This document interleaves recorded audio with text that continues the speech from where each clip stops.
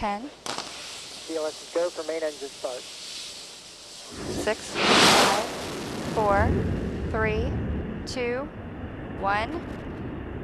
And booster ignition liftoff of Space Shuttle Discovery, taking the space station to full power for full science. This is Mission Control Houston. Discovery roll program. Roger, roll, Discovery. Discovery's roll maneuver is complete. It is now in a heads-down position on track for its flight to the International Space Station.